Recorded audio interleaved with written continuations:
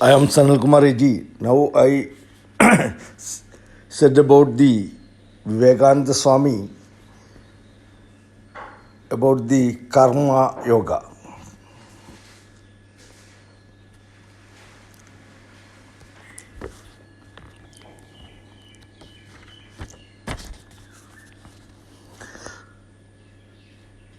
Karma in its effects on character.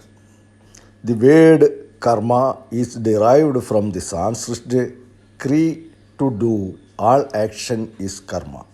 Technically, this word also means the effect of actions. In connection with metaphysics, it sometimes means the effect of which our past actions were the causes.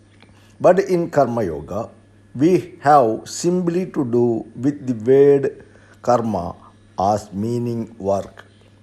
The goal of mankind is knowledge. That is the one ideal placed before us by Eastern philosophy. Pleasure is not the goal of man but knowledge. Pleasure and happiness comes to an end. It is a mistake to suppose that pleasure is a goal. The cause of all the miseries we have in the world is that men foolishly think pleasure to be the ideal to strive for. After a time, man finds that it is not happiness but knowledge towards which he is going, and that both pleasure and pain are great teachers, and that he learns as much from evil as from good. As pleasure and pains pass before his soul, they have upon it different pictures, and the result of these combined impressions in what is called the man's character. If you take the character of any man, it really is but the aggregate of tendencies, the sum total of the bent of his mind. You will find that misery and happiness are equal factors in the formation of that character. Good and evil have an equal share in molding character, and in some instance, misery is a greater teacher than happiness. In studying the great characters the world has produced, I dare say in the vast majority of cases, it would be found that it was misery that taught more than happiness. It was poverty that taught more than wealth. It was the blows that brought out their inner fire more than prizes. Again, sending them of a big current, such a sender is the real man, the almighty, the omniscient, and he draws the whole universe towards him. Good and bad, misery and happiness, all are running towards him and clinging round him, and out of them they fashion the mighty stream of tendency called the character and throws it outward. As he was the power of drawing in anything, so has he the power of throwing it out. All the actions that we see in the world, all the movements in human society, all the works that we have around us are simply the display of thought, the manifestations of the will of man. Machines and instruments, cities, ships, or men of war, all these are simply the manifestations of the will of man, and this will is caused by character, and character is manufactured by karma. As a karma is the main manifestations of the will. The men of might will the world has produced have all been tremendous workers, gigantic souls with willpower enough to overturn worlds will they got by persistent work though ages and ages. Such a gigantic will as that of a Buddha or a Jesus could not be obtained in one life, for we know who their fathers were. It is not known that their fathers even ever spoke a word for the good of mankind. Millions and millions of carpenters like Joseph had gone. Millions are still living. Millions and millions of petty kings like Buddha's father had been in the world. If it was only a cause of hereditary transmissions, how do you account for this petty princess who was not happens obeyed by his own servants, producing his son, whom have a world worship? How do you explain the gulf between the carpenter and his son, whom millions of human beings worship as God? It cannot be solved by the theory of hereditary. The gigantic will which Buddha and Jesus threw over the world, whence did it come? Whence come this accumulation of power? It must have been there through ages and ages, continuously growing bigger and bigger until it burst on society in a Buddha or Jesus, ever rolling down in the present day. All this is determined by karma work.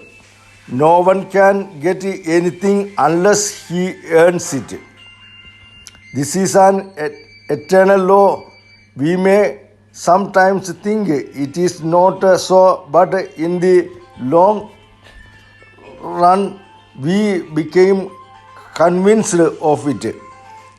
A man may struggle all his life for riches.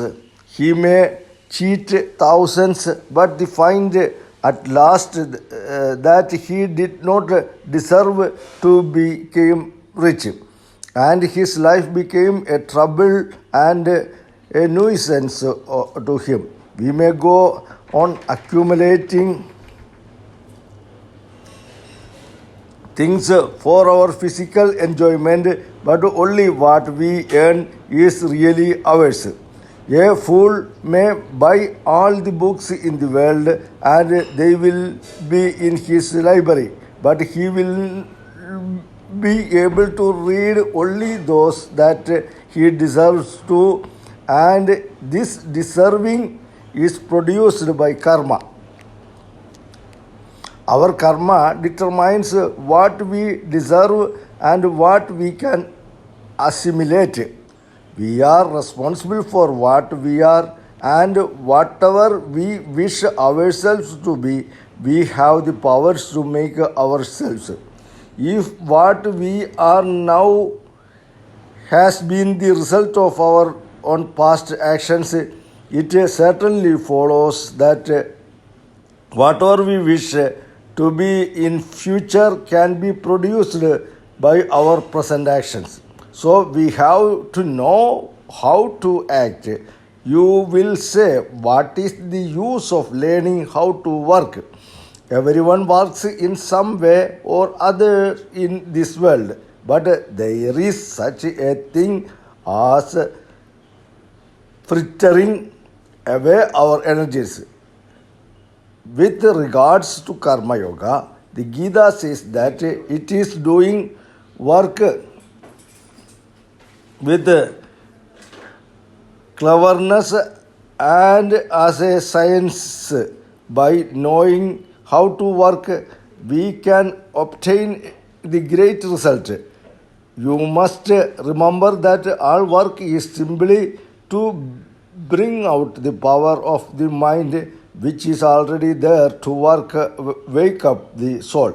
The power is inside every man, so is knowing the different words are like blows to bring them out, to cause these giants to wake up. Man works with various motives. There cannot be work without a motive. Some people want to get fame and they work for fame. Others want money and they work for money. Others wants to have power and they work for power. Others want to get to heaven and they work for the same. Others wants to leave a name when they die, as they do in China, where no man get a title until he is dead. And that is a better way after all than with us. When a man does something very good, there they give a title of nobility to his father who is dead or to his grandfather. Some people work for that. Some of the followers of the certain Mohammedans sets work sets work all their lives to have a big tomb built for them when they die. I know sets among whom as soon as a child is born, a tomb is prepared for it.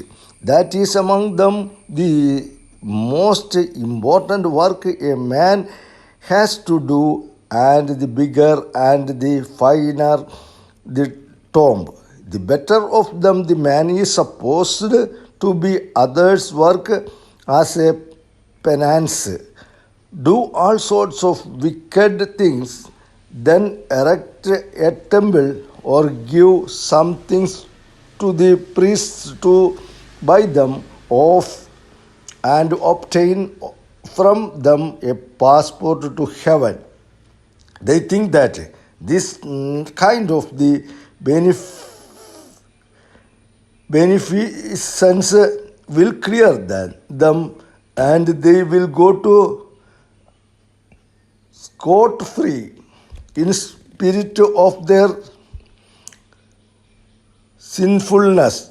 Such are the some of the various motives for work.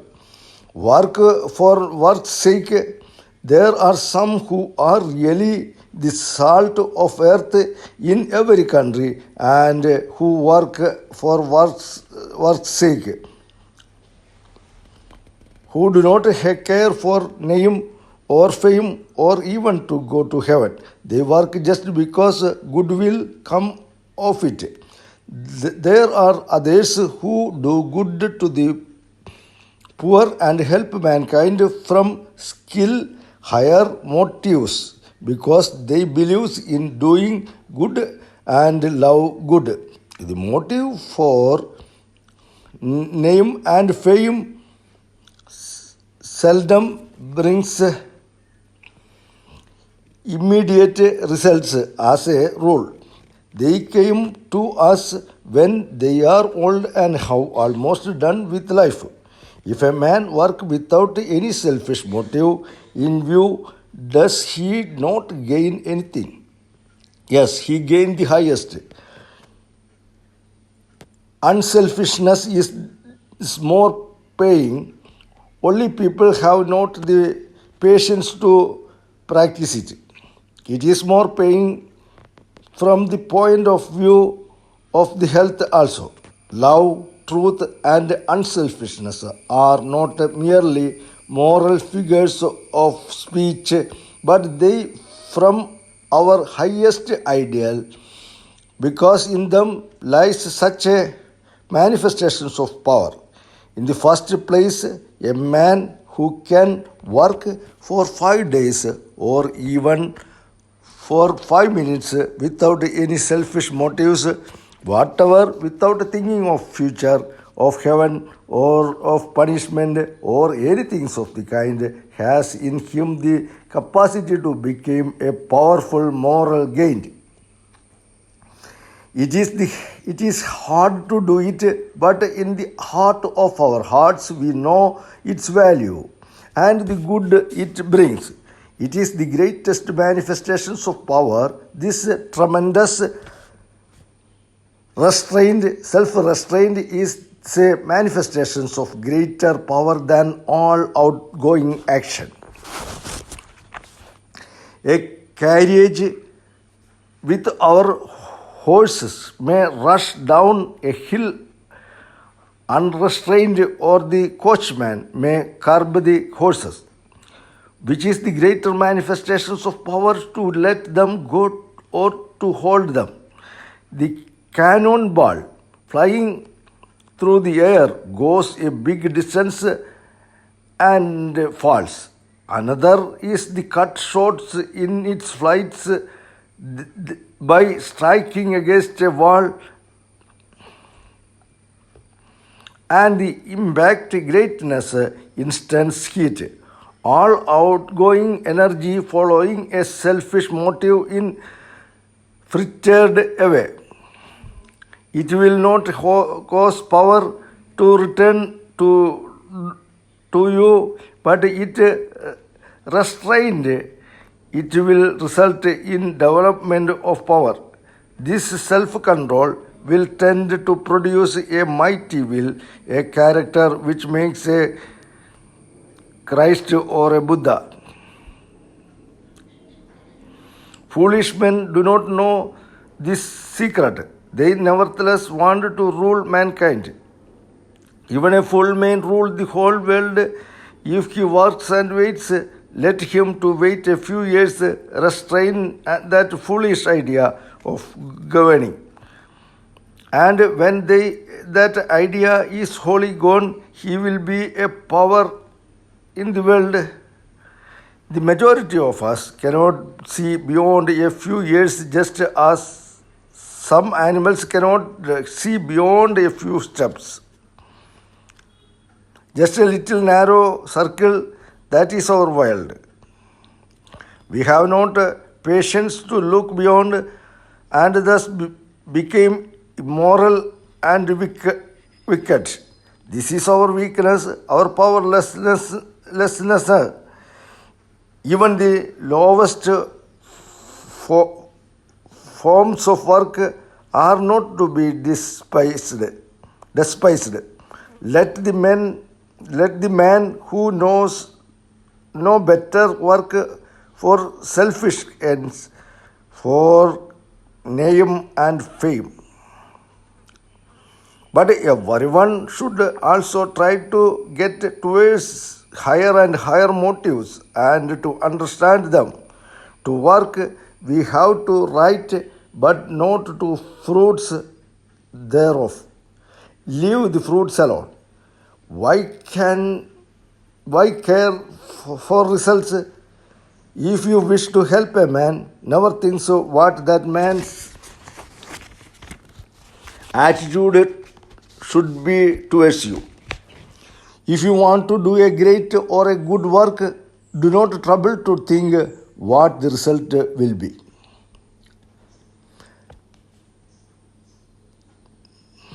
There arises a different questions in the idea of work. Instance activities is necessary. We must always work. We cannot live a minute without work. What then became of rest? Here is one side of the life struggle, work, in which we are whirled rapid around. And here is the other, that of claim, retiring, renunciation. Everything is peaceful around. There is very little of noise and show, only nature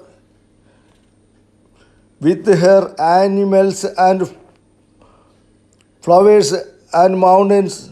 Neither of them is a perfect picture. A man used to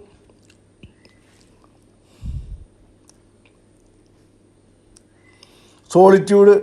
A man used to solitude. It bright in contact with the surging whirlpool of the world, will be crushed by it, just as a fish that lives in the deep sea water, as soon as it brought to the surface, breaks into pieces. Deprived of the weight of the water on it that had kept it together. Can a man who has been used to the turmoil and rush of life live at easy if he came to a quiet place? He suffers the perchances may lose his mind. The ideal man is he who, in the midst of the greatest silence and solitude, finds the intensect activities, and in the midst of the intensect activity finds the silence and solitude of the desert.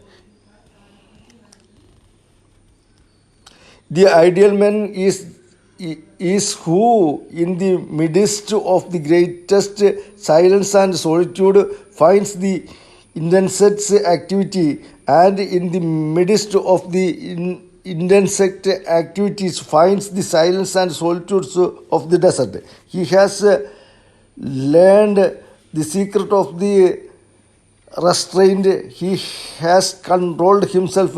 He goes through the streets of a big city with all its traffic, and his mind is as calm as if he were in a cave where not a sound could reach him. And he is intensely worked all the times. That is the real of Karma Yoga. And if you have attained to that, you have really learned the secret of work.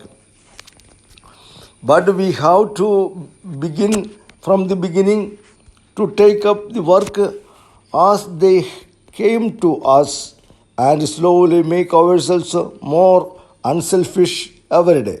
We must do the work and find out the motive power that promotes us, and almost without exception, in the first years, we shall find that our motives are always selfish. But gradually this selfishness will melt by persistence, till at last will come the time when we shall be able to really unselfish work. We may all hope that someday or other, as we struggle through the path of life, there will come a time when we shall become perfectly unselfish. And the moment we attain to that, all our power will be concentrated, and the knowledge which is ours will be manifested.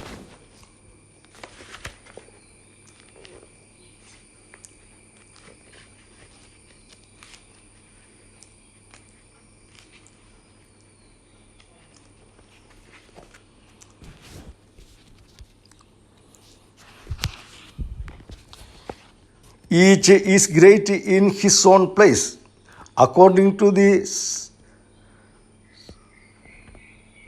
Sankhya philosophy, nature is composed of three forces called the Sanskrit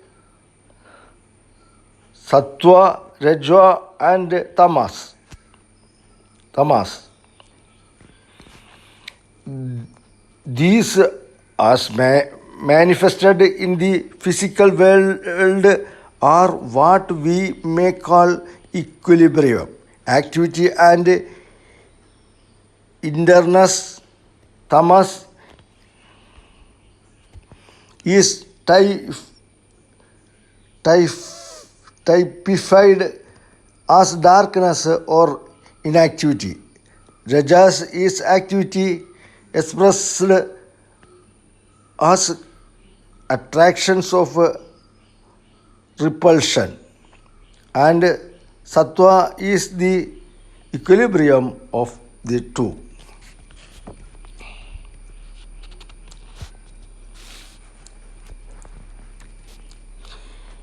In every man, there are these three forces. Sometimes tamas prevails, we became lazy, we cannot move, we are inactive, bound down by certain ideas or by more dullness. At other time, activity prevails, and at still others times that calm balancing of both. Again, in different men, one of these forces is generally predominant. The characteristics of one man is inactivity, dullness, and laziness. That of other, activity, power, manifestations of energy. And in still another, we find the sweetness, calmness, and the greatness, gentleness, which are due to balancing of both action in inaction. So, in all certain, in animals, plants, and men, we find the more or less typical manifestations of all these different forces. Karma Yoga has especially to deal with these three factors by teaching what they are and how to employ them. It helps us to do our work better. Human society is a graded organization. We all know about morality, and we all know about duty, but at the same time, we find that in different countries the significance of morality varies greatly. What is regarded as a moral in one country may in another be considered perfectly moral. For instance, in one country, cousins may marry, in another, it is thought to be very immoral. In one, men may marry their sisters-in-law. In another, it is regarded as immoral. In one country, people may marry only once, in another many times, and so forth. Similarly, in all other departments of the morality, we find the standard varies generally, yet we have the idea that there must be a universal standards of morality. So it is with duty. The idea of the duty varies such much among different nations. In one country, if a man does not do certain things, people will say he has acted wrongly.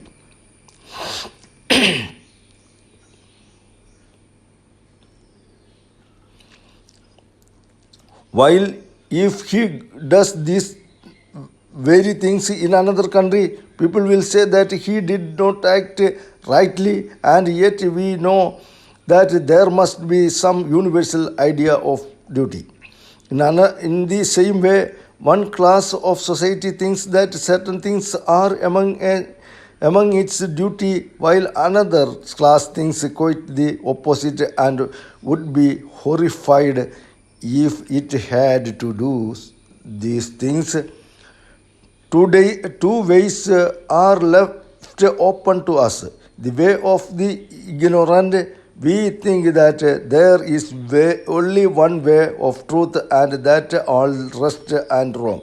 And the way of the wise, we admit that according to our mental constitution or the different plans of existence in which we are duty and morality may vary. The important thing is to know that there are gradation of duty and of morality, that the duty of one state of life in one set of circumstances will not and cannot be that of another. To illustrate, all great teachers have taught resist not evil. The non-residence is the highest moral idea. We all know that if a certain number of us attempt to put that maximum fully into practice, the whole social fabrics would fall to pieces. The wicked would take possessions of our properties and our lives and would do whatever they liked with us. Even if only one day of such a non-resistance were practiced, it would lead to disaster. Yet intuitively, in our heart we feel the truth of teaching, resist not evil. This seems to us to be the highest ideal, yet to teach these doctrines only would be equivalent to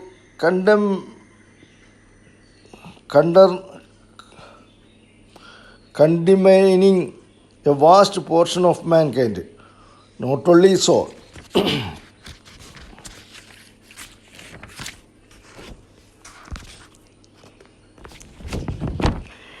it would be making men feel that they were always doing wrong and cause in them scruples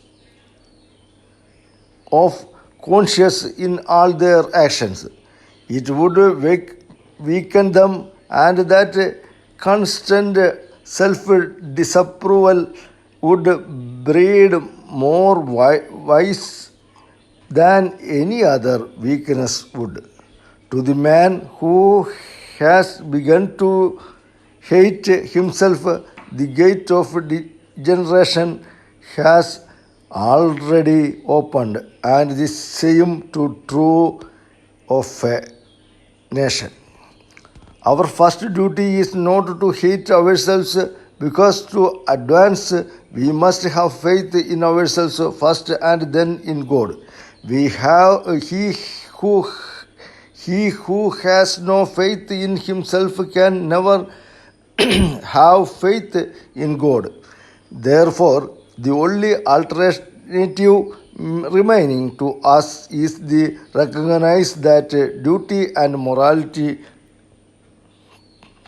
vary under different circumstances. Not that the man who resists evil is doing what is always and in itself wrong, but that in the different circumstances in which he is placed, it may become even his duty to resist evil.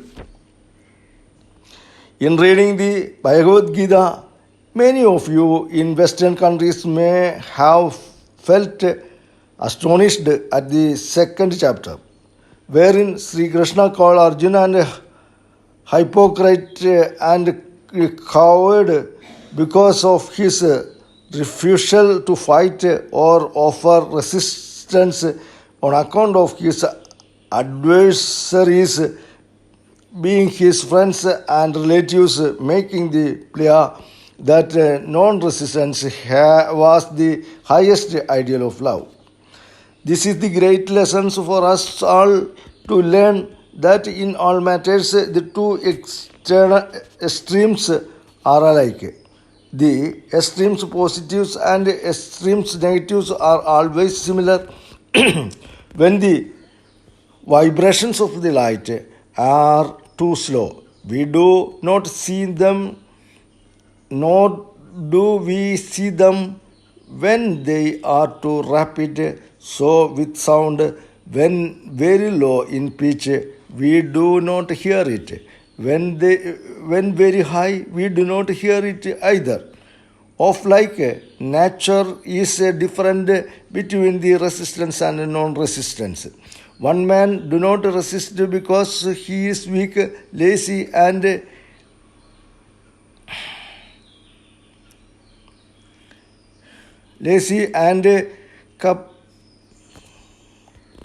cannot not become. He will not. The other man knows that he can strike an irresistible blow if he likes. Yet he not only does not strike but blesses his enemies. The one who from weakness resists only the commits a sin and as such cannot receive any benefits from the non-resistance, while the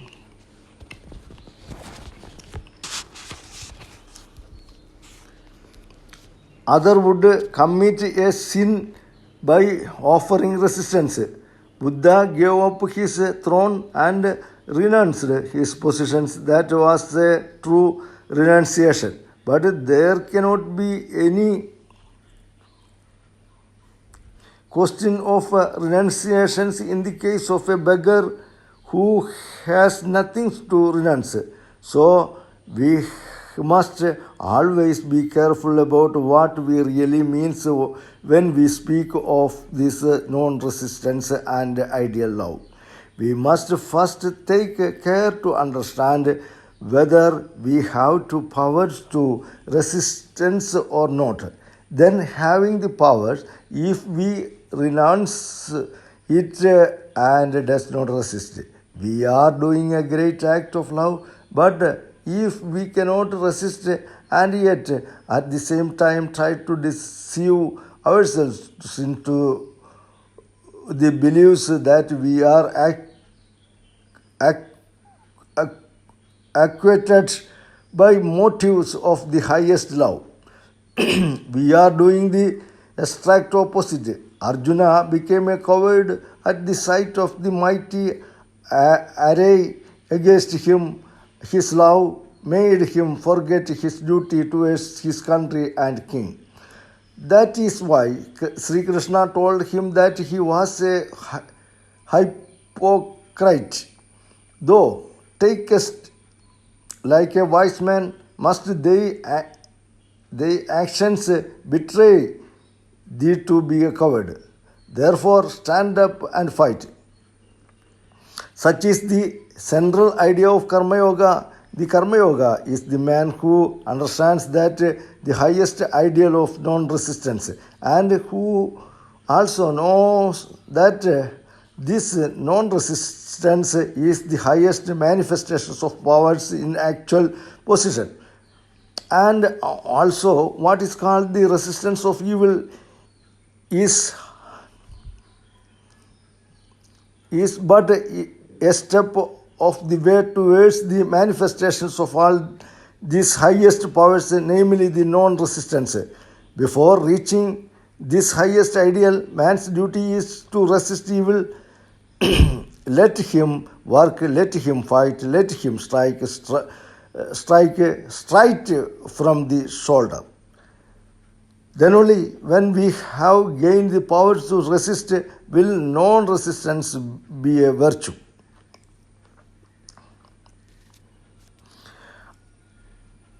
I once met a man in any I once met a man in my country whom I had known before as a very stupid, dull person who knows nothing and had not a desire to know anything and was living a life of a brute. He asked me what he should do to know God, how he was to get free. Can you tell a lie? I asked him. No, he replied. Then you must learn to do so. It is better to tell a lie than to be a brute or a log of wood. You are inactive. You have not certainly reached the highest state which is beyond all actions, calm and serene. You are too dull even to do something wicked. That was the extreme case, of course, and I was joking with him. But what I meant was that a man must be active in order to pass through activity to perfect calmness. Inactivity should be avoided by all means. Activity always means resistance. Resist all evils, mental and physical, and when you have succeeded in resisting them, will calmness come. It is very easy to say, hate nobody, resist not evil. But we know what that kind of thing generally means in practice. When the eyes of society are turned towards us, we may make a show of non-resistance, but in our hearts it is a canker all the time. We feel the utter want of the calm of non-resistance. We feel that it would be better for us to resist. If you desire wealth and know at the same time that the whole world regards him who aims at wealth as a very wicked man, you perhaps will not dare to plunge into the struggle of wealth. Yet your mind will be running a day and night after money. This is hypocrisy and will serve no purpose. Plunge into the world, and then after a time, when you have suffered and enjoyed all that is in it, will renunciation come. Then will calmness come. So fulfill your desires of power and everything else, and after you have fulfilled the desire will come the time when you will know that they are all very little things. But until you have fulfilled the desire, until you have passed through that activity, it is impossible for you to come to the states of calmness, serenity and self-surrender. These ideas of serenity and renunciation have been preached for thousands of years. Everybody has heard of them from childhood, and yet we see very few in the world who have really reached that stage. I do not know if I have seen 20 persons in my life who are really calm and non-resistant, and I have traveled over half the world.